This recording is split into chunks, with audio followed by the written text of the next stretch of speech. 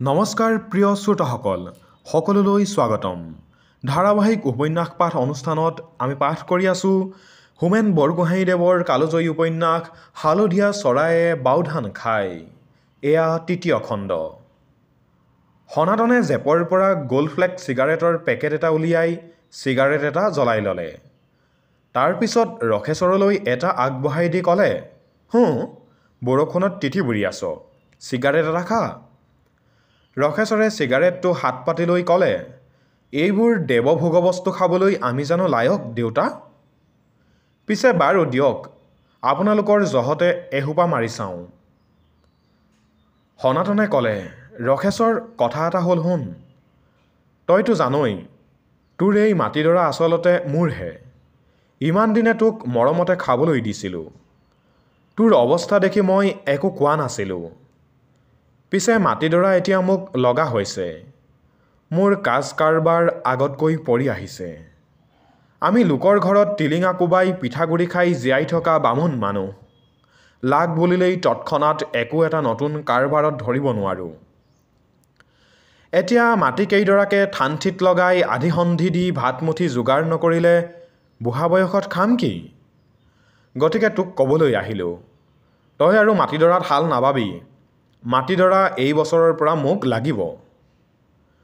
সনাতনৰ কথা শুনি ৰখেশ্বৰ কিছু সময় ব্ৰজ্যাহত হোৱাৰ মানুহৰ দৰে থৰ লাগি ৰ'ল। সি প্ৰথমে নিজৰ কাণকেই বিশ্বাস কৰিব নোৱাৰিলে। অতিশয় বিচলিত হৈ চিগাৰেটটোত আৰু এটা সোপা মাৰিবলৈ গৈ সি দেখিলে যে তাৰ হাতখন বৰকৈ কঁপিবলৈ ধৰিছে। ওঠত চিগাৰেটটো লগাবই নোৱাৰি। কোনোবা এপাকত চিগাৰেটটো তাৰ হাতৰ পৰা পৰি গ'ল। সি শুকাই যোৱা ওঠখন জিভাখনেৰে চেলেকি তিয়াই লৈ কোনোমতে মাতষাৰ উলিয়াই ক'লে, দেউতা, আপুনি এইবোৰ কি কথা কৈছে? গাত গামোচা ল'বৰ দিন ধৰি মই নাঙলৰ মুঠিত ধৰিছোঁ। সেই দিনাখনৰ পৰাই মই মাটিডৰাতে খেতি কৰি কোনোমতে জীৱনটো ধাৰণ কৰি আছোঁ। এতিয়া আকৌ হঠাৎ এই মাটিডৰা আপোনাৰ কেনেকৈ হ'ল? তোৰ গাত একো দুখ নাই ৰখেশ্বৰ। সনাতন মাতত সহানুভূতি ঢালি দি ক'লে, তই তেতিয়া নিচেই সৰু আছিলি। সেইবোৰ কথা তোৰ মনত থাকিবৰ কথা নহয়। অৱশ্যে গাঁৱৰ বয়সীয়া মানুহ সকলোৱেই এইবোৰ কথা জানে। তেওঁলোকক সুধিলেই তই সঁচা মিছা প্ৰমাণ পাবি। আদিতে এই মাটিডোখৰ তহঁতৰেই আছিল। কিন্তু 1937 চনত তোৰ পিতাৰে এই মাটিডোখৰ মোক বন্ধকীত দিয়ে। এই কথা তই জান? বন্ধকীত দিয়া কথাটো সঁচা। আলোচনাৰ সূত্ৰ এটা পাই ৰখেশ্বৰৰ মৰা দেহলৈ যেন প্ৰাণ আহিল। কিন্তু তাৰ কেইবছৰমানৰ পিছতে পিতা ঢুকাবৰ ঠিক আগৰ বছৰ আপোনাক সকলো টকা শিকা আদায় কৰি দি মাটিডোখৰ মুকলি কৰা হৈছিল। সেই কথা মই নিজেই ভালকৈ জানো। আপুনি কথাটো ভালকৈ মনত পেলাই চাওক দেউতা। এই নিচলাক অনাহকতে হাৰাশাস্তি কৰি নামাৰিব। আপোনাৰ কথা শুনি মই ব্ৰহ্মতালুত ফেটিসাপে খুট মৰা যেন পাইছোঁ দেউতা। শুন ৰখেশ্বৰ, সনাতনে শান্তভাৱে ক'লে, মই বামুণ মানুহটো হৈ এই বুঢ়া বয়সত মিছা কথা কৈ পাপৰ ভাগি হ'বলৈ কিয় যাম?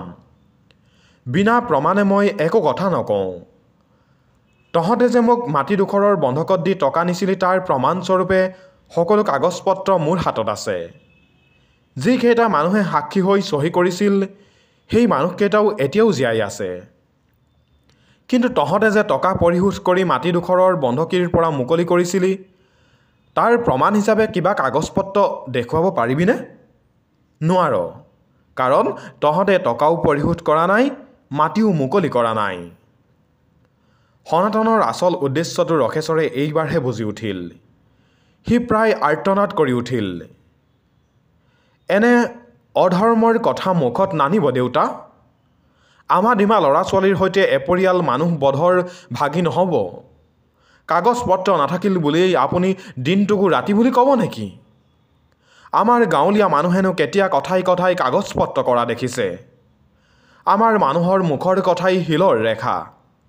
বোপা ককাৰ দিনৰ পৰা এই এপুৰা মাটিয়েই আমাৰ একমাত্ৰ সম্বল। এতিয়া আইনৰ মেৰপাচ লগাই ওকালতিৰ কথা কৈ মাটিখিনি মোৰ পৰা কাহিনী মোক জীয়াই জীয়াই কোবাই নামাৰিব দেউতা। মই আপোনাৰ ভৰিত ধৰিছোঁ। এই মাটিডৰা মোৰ আৰু ই সদায় মোৰেই হৈ থাকিব। হলঠেকত পৰা জন্তুৱে যেনেকৈ শেষবাৰলৈ মৰণপণ গৰ্জন কৰি উঠে, তেনেকৈ ৰখেশ্বৰৰ শেষৰ কথাকেইষাৰতো এটা অপ্ৰত্যাশিত কঠিনতা ফুটি উঠিল। সনাতন শৰ্মাই আৰু এটা চিগাৰেট জ্বলালে। ইমান সোনকালে ধৈৰ্য হেৰুৱা মানুহ তেওঁ নহয়। তেওঁ অবিচলিত হৈ ক'লে, তই যে কলি এই মাটি তোৰ আৰু চিৰকাল তোৰেই হৈ থাকিব, তোৰ পট্টা পৰোৱানা আছে জানো? কিয় নাথাকিব? আজি ২০-২৫ বছৰে মই নিজ হাতেৰেই মাটিৰ খাজানা দি আহিছোঁ, বিজয় গৰ্বেৰে ৰখেশ্বৰে ঘোষণা কৰিলে। খাজানা দিলেই মাটি তোৰ হৈ নাযায় গাধ। সনাতনৰ মাতত এইবাৰ ভীষণ বিদ্ৰূপৰ সুৰ ফুটি উঠিল। মই ভালে ভালেই তোৰ লগত কথাটোৰ নিষ্পত্তি কৰিম বুলি ভাবিছিলোঁ। পিছে তই বুজিব নোখুজিলে মই কি কৰিম? শুন ৰখেশ্বৰ, এইবাৰ ছেটেলমেণ্টত এই মাটি মোৰ নামত পাট্টা হৈছে।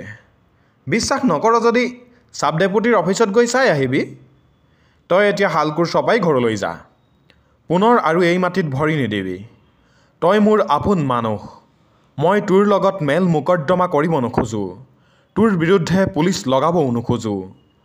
তই শক্তি সামৰ্থ্য থকা কামিলা মানুহ। কিবা এটা কৰি নিশ্চয় খাব পাৰিবি। মই বুঢ়া বামুণে মাটি কেইডোখৰকে আপডাল কৰি নাখালে কি কৰি খাম? যাওঁ বাৰু দেই, তই বেয়া চেয়া নাপাবি।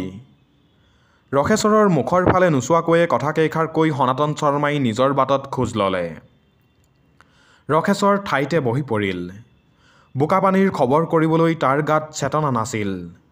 তাৰ মূৰটো হঠাতে আচন্দাই ধৰাৰ দৰে কৰি কিছু সময় সি একো চিন্তাই কৰিব নোৱাৰিলে। কিছু সময়ৰ মূৰত সি অলপ প্ৰকৃতিস্থ হ'ল।